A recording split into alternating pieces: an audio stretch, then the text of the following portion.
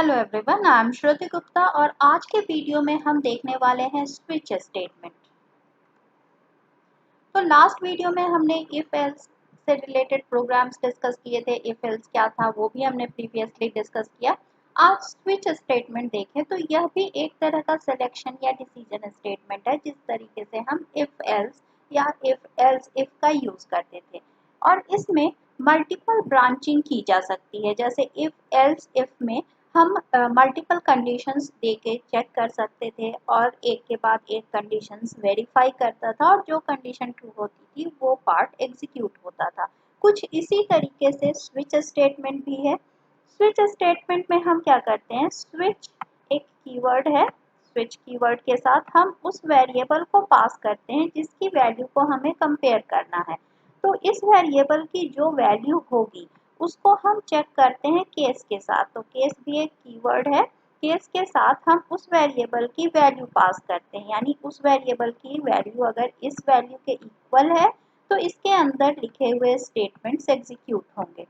और इसके बाद हम ब्रेक का यूज करते हैं। तो ब्रेक स्टेटमेंट से क्या होता है, हम डायरेक्टली इस केस से बाहर यानी स्विच से बाहर चले आते हैं।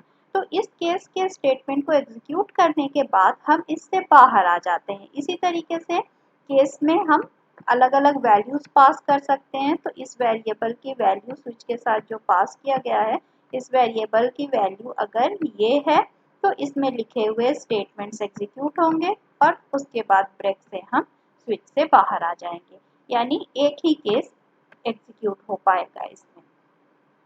और डिफॉल्ट केस भी होता है। डिफॉल्ट क्या होता है, जिस तरीके से एल्स स्टेटमेंट था इफ एल्स इफ में कि कोई भी कंडीशन सेटिस्फाई नहीं हो तो एल्स पार्ट एग्जीक्यूट होता था, कुछ उसी तरीके से स्विच में डिफॉल्ट ये काम करता है।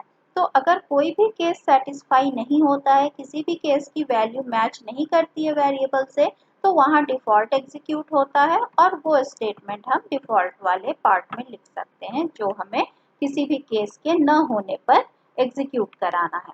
तो ये इसका सिंटैक्स है। स्विच के कुछ प्रोग्राम्स हम आगे देखेंगे। पहले हम डिस्कस कर लेते हैं नेस्टेड स्विच। तो नेस्टेड स्विच क्या होता है, जैसे नेस्टेड इफ था यानी एक इफ के अंदर हम दूसरे इफ का यूज करते थे, उसी तरीके से अगर एक स्विच स्टेटमेंट के अंदर हम दूसरे स्विच का यूज करते हैं तो इसे नेस्टिंग कहा जाता है। जैसे ये हमारा स्विच स्टेटमेंट है, इसमें अलग अलग केसेस हैं, डिफॉल्ट वैल्यूज है, लेकिन इसके किसी पर्टिकुलर केस के अंदर हम फिर से एक स्विच स्टेटमेंट का यूज कर रहे हैं। तो ये क्या है, नेस्टिंग है, यानी ये हमारा आउटर स्विच है जबकि इसके अंदर हमारा कुछ इनर स्विच है।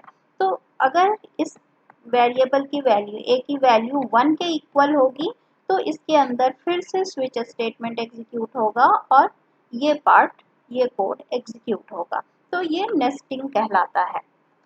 अब अगर हम कंपेयर करें कि इफ एल्स और स्विच में क्या डिफरेंस है, दोनों ही सिलेक्शन या डिसीजन स्टेटमेंट है और कंडीशन के ट्रू होने पर काम करते हैं, लेकिन फिर भी इनमें काफ़ी डिफरेंस है।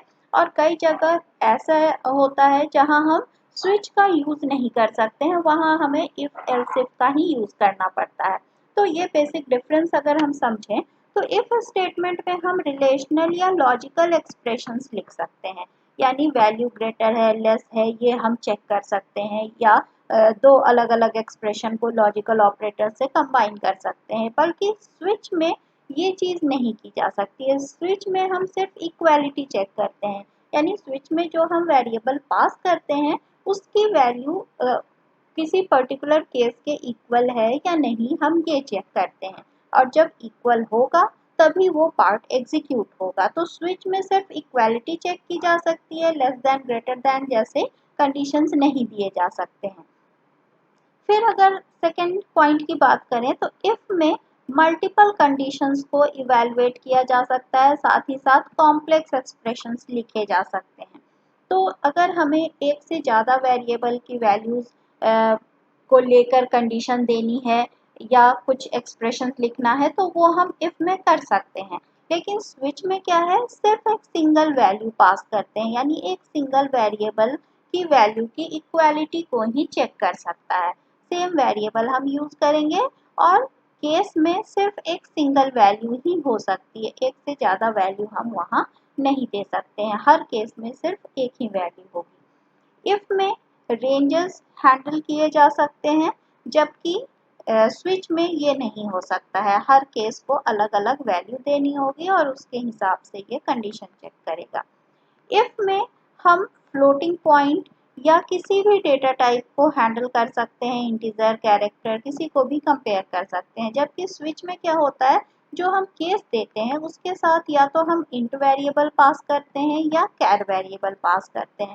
केस के साथ स्विच के साथ हम किसी फ्लोट वेरिएबल को पास नहीं कर सकते हैं। और केस में जब भी हम वैल्यू लिखते हैं वो वैल्यू या तो इंटीजर होगी या कैरेक्टर होगा।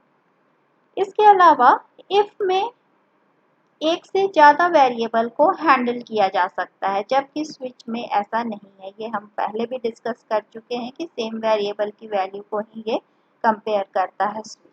तो सिंगल वेरिएबल को कंपेयर करता है और किसी फिक्स्ड कांस्टेंट से, यानी केस में जो हम वैल्यू पास करते हैं वो कोई फिक्स्ड कांस्टेंट होना चाहिए जिससे हम वैल्यू को कंपेयर कर सकते हैं। तो इस तरीके से देख सकते हैं कई जगहों पे इफ ज़्यादा बेटर है स्विच से और हम आसानी से उसको यूज़ कर सकते हैं। फिर भी अगर हमें किसी एक वेरिएबल की ही वैल्यू को चेक करना है और हमें मालूम है कि उसमें कौन कौन से कांस्टेंट हैं जिससे उसे कंपेयर करना है, तो वहाँ हम स्विच इजीली यूज़ कर सकते हैं, जिसका सिंटैक्स बहुत ही सिंपल है। तो कुछ ऐसे प्रोग्राम्स हैं जो लास्ट वीडियो में हमने देखा था और इसको इफ से सॉल्व करने की कोशिश की थी। इसी प्रोग्राम को अगर हम चाहें तो स्विच से भी लिख सकते हैं। तो ये कुछ प्रोग्राम्स हैं जिनमें कुछ प्रोग्राम अभी एक दो प्रोग्राम मैं अभी डिस्कस करूंगी कि स्विच से आखिर प्रोग्राम बनाते कैसे हैं। लेकिन आप इसमें और भी प्रोग्राम्स हैं जिनको ट्राई कर सकते हैं स्विच के थ्रू। तो चलिए कुछ प्रोग्राम्स देखते हैं। तो हमारा पहला प्रोग्राम है जिसमें नेम ऑफ मंथ प्रिंट करना है। तो ये प्रोग्राम हम इफ एल्स से भी बना सकते हैं, लेकिन यहाँ हमने स्विच का यूज किया है। तो एक इंटीजर वेरिएबल n लिया है जिसमें हम इनपुट करा रहे हैं मंथ। ये मंथ किसी नंबर में हम पास करेंगे और उसे हमें प्रिंट करना है कि यूजर ने कौन सा मंथ एंटर किया है। तो यहाँ n की वैल्यू को हम स्विच के साथ पास कर रहे हैं। तो यूजर ने जो नंबर एंटर किया स्विच में वो वैल्यू पास होगी। अगर n की वैल्यू 1 के इक्वल है तो केस के साथ हम क्या देंगे, 1, क्योंकि मंथ हमारा कहाँ से होगा 1 से 12 तक। तो हर केस में हम अलग अलग मंथ के लिए स्टेटमेंट लिखेंगे। तो अगर n की वैल्यू 1 के इक्वल है तो ये क्या प्रिंट करेगा, यू हैव एंटर्ड जनवरी। इसी तरीके से 1 की वैल्यू अगर 2 के इक्वल है तो ये केस एग्जीक्यूट होगा। 1 की वैल्यू 3 के इक्वल है तो ये केस एग्जीक्यूट होगा। तो इसी तरीके से हर मंथ के लिए हमने अलग अलग केस लिखा है। लेकिन अगर यूजर 12 के अलावा कोई नंबर 1 से 12 के बीच में कोई नंबर नहीं डालता है, कुछ और नंबर डालता है, तो उस केस में क्या होगा, डिफॉल्ट स्टेटमेंट एग्जीक्यूट होगा। तो डिफॉल्ट में हमने क्या लिखा है, you have entered wrong number, यानी एक एरर मैसेज हम जनरेट करना चाहते हैं। तो इसे अगर हम कंपाइल करें और रन करें, कोई भी मंथ डाले, सपोज 4 डाला तो ये दे रहा है यू हैव एंटर्ड अप्रैल। अगर फिर से रन करें, कोई इनवैलिड नंबर हम डालते हैं जैसे 23, तो ये आ रहा है you have entered wrong number. तो इस तरीके से स्विच का प्रोग्राम हम चला सकते हैं। एक और प्रोग्राम है जो हमने इफ एल्स से सॉल्व किया था, वॉवेल का, यानी हर किसी कैरेक्टर को इनपुट करा के उसको हम कंपेयर कर रहे थे कि वो कैरेक्टर वॉवेल है या नहीं है। तो इसको हम सिंपली स्विच से भी यूज कर सकते हैं। यहाँ एक कैरेक्टर वेरिएबल ch की वैल्यू हमने इनपुट कराई है और उस कैरेक्टर वेरिएबल को स्विच के साथ पास किया है। केस में अगर किसी कैरेक्टर वैल्यू से इसे कंपेयर करना है तो उसे हम सिंगल कोट्स में लिखेंगे। और यहाँ एक काम और मैंने किया है, यहाँ मैंने कोई स्टेटमेंट नहीं लिखा है। इन चारों में मैंने कोई स्टेटमेंट नहीं लिखा है, ना ही ब्रेक लिखा है।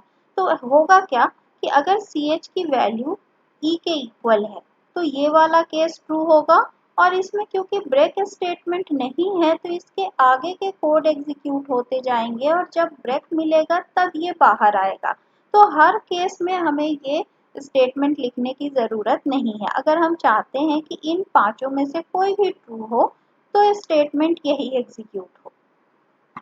तो इस केस में मैंने ना तो स्टेटमेंट लिखा है इनमें, न ही ब्रेक लिखा है। और ब्रेक नहीं लिखने से क्या होता है कि हम अगले केस में जाते जाते हैं। तो अगर CH की वैल्यू A होगी, E होगी या I या O कुछ भी होगा, हम रुकेंगे कहाँ? जब हमें ब्रेक मिलेगा। तो हम हर केस से एक केस से दूसरे केस में जाते जाएंगे और फाइनली ये स्टेटमेंट एग्जीक्यूट होगा। और अगर इनके अलावा कोई यूजर ने कैरेक्टर डाला है AEIOU के अलावा, तो डिफॉल्ट स्टेटमेंट हमारा एग्जीक्यूट हो जाएगा। तो इसे हम कंपाइल करके देखें, रन करें, कोई भी कैरेक्टर डाला, सपोज A डाला तो ये आ रहा है वॉवेल। रन करें, I डाला तो वॉवेल। अब S डालें तो ये आ रहा है entered character is not a vowel. तो इस तरीके से स्विच स्टेटमेंट का यूज किया जा सकता है अलग अलग ढंग से। अगर हम ब्रेक नहीं भी यूज करते हैं तो इसका भी कई जगह हमें बेनिफिट मिल जाता है। तो आज के प्रोग्राम में अगर स्विच स्टेटमेंट समझ में आया तो आज के वीडियो को लाइक, शेयर एंड सब्सक्राइब करें and thanks for watching this.